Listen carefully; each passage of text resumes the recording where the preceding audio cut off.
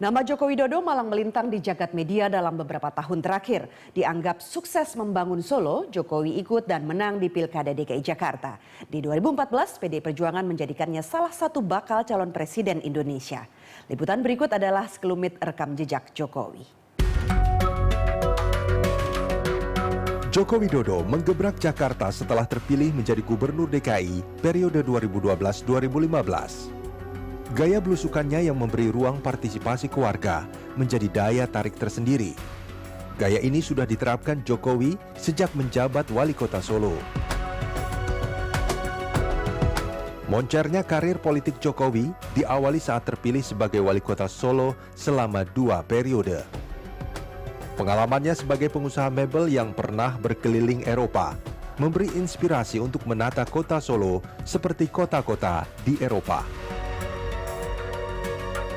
Lulusan Fakultas Kehutanan Universitas Gadjah Mada ini pernah mendapat penghargaan dari City Mayors Foundation sebagai wali kota terbaik nomor 3 di dunia.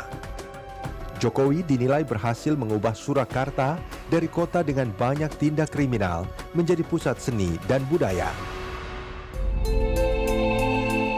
Program Kartu Jakarta Sehat dan Kartu Jakarta Pintar menjadi andalannya memperbaiki pelayanan publik. Dan pada April lalu, program ini mendapat penghargaan dari Bappenas karena mencapai target Millennium Development Goals.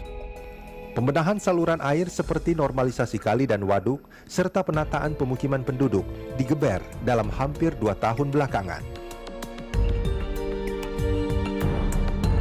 Namun belum lagi tuntas masalah Jakarta. Ketua Umum PDI Perjuangan Megawati Soekarno Putri menunjuk Jokowi untuk maju dalam pemilihan presiden 2014. That is so fenomenal baru. Dia memang kelihatannya keluar dari suatu budaya populer di Jawa ya. Dia betul-betul populer ya. Kepingin ya tadi approach-nya lebih kepingin mensejahterakan ya. Tapi Indonesia itu Sabang Merauke ya. Itu tidak Surakarta, tidak Jakarta, belusuan Jakarta itu. Lelaki kelahiran Surakarta 53 tahun ini menggandeng Yusuf Kala sebagai bakal capresnya. Mereka diusung partai koalisi yang terdiri dari PDI Perjuangan, Nasdem, PKB, dan Hanura.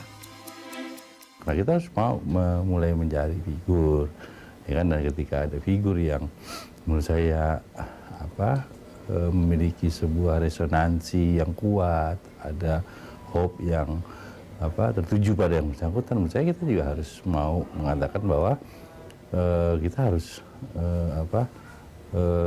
mau menerima itu sebagai sebuah kenyataan. Jadi saya kira kita tidak dalam konteks mengganggu, menghentikan dan sebagainya. Cuman memang kita ingin memberikan sebuah ruang pengabdian yang lebih luas, ya, yang lebih besar dalam konteks nasional jadinya.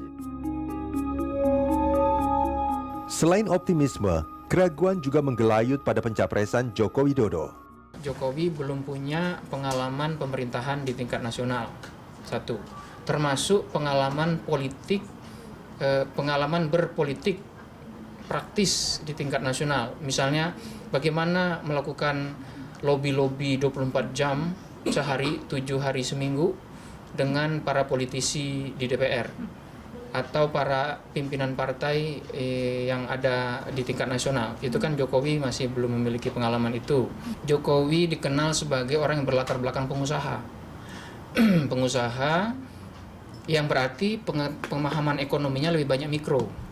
Sementara untuk mengelola politik nasional itu diperlukan pemahaman kecakapan di bidang ekonomi makro.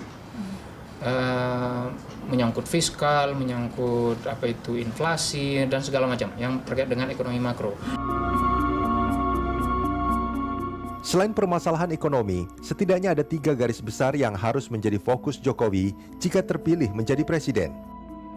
Tim pemenangan Jokowi mencatat dalam 10 tahun terakhir, negara absen dalam perannya membangun infrastruktur, menyediakan fasilitas kesehatan yang memadai, dan rasa aman hidup bernegara.